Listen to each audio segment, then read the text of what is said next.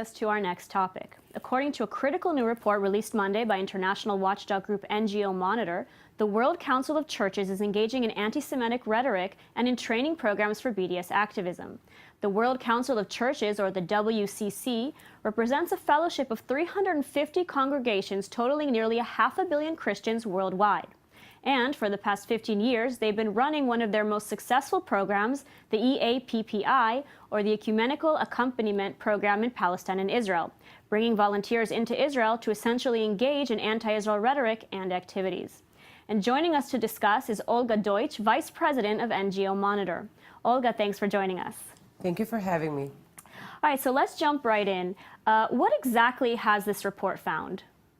Well, we've been looking at this phenomenon, the flagship program of the World Council of Churches for years, and we've been approached by many of the churches around the world and the activists who have been raising the question, how is this possible? We have sent basically the World Council of Churches through the EAPPI program, almost 2,000 activists since 2002 for a special training in Israel, after which they are sent back to their original countries around the world to engage in very anti-Israel campaigning that includes rallies, rhetoric such as comparing Israel to Nazi Germany, apartheid in South Africa, all the way to much actually more dangerous and worrisome trends such as denying any connection, Jewish connection to the State of Israel, denying, saying that today's State of Israel has very little to do with the biblical Jewish people or the Bible, so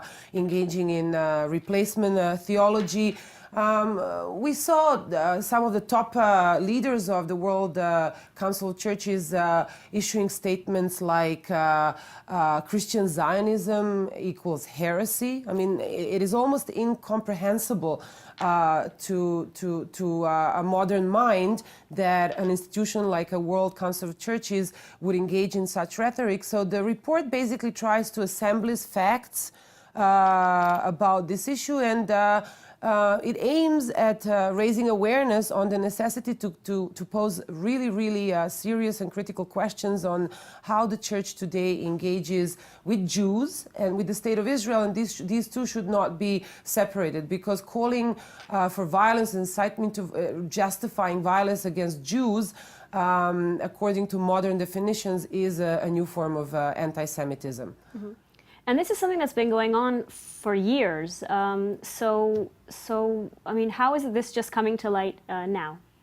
Well, it's been going on for years because I think it is so very difficult for anyone, decision makers, states, or what you would call a human rights community, global community, to even try to understand that this is possible. We're talking about programs that officially go by the name promoting human rights, fighting the greatest injustices around the world.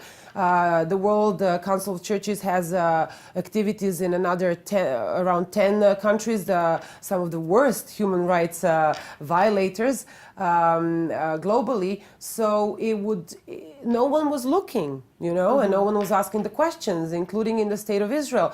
All these activists, and it's almost 2,000, so you have to understand that they go back to their countries engaging in campaigning and lobbying their governments.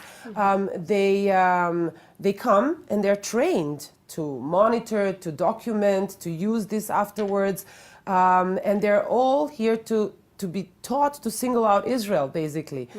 They blame Israel entirely for anything and everything that happens here, and I think it is mainly an inability of the modern community to grasp this as a possibility. But I think we have come to an end to that, and we have to call for action in stopping these kind of activities. And you've also found that there are major Western countries donating to this program.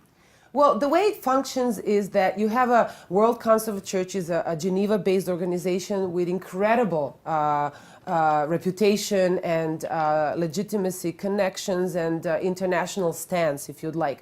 So they partner with organizations. They also have national coordination teams. So the a Dan church, a Danish church organization, or Norwegian church organization, or a British church organization, they both fund and recruit activists for this program. So you also have governments that engage with the World Council of Churches, believing they're doing good. Yeah. And I think this is probably the gravest of aspects about this thing, that you have believers, Christian believers around the world, who on one hand donate money to their local churches, and on the other hand believe that governments are also supporting what their church is doing, and they're being taught that in the name of Christianity, being a Zionist is a sin. They're being taught a 21st century version of anti-Semitism. Yeah.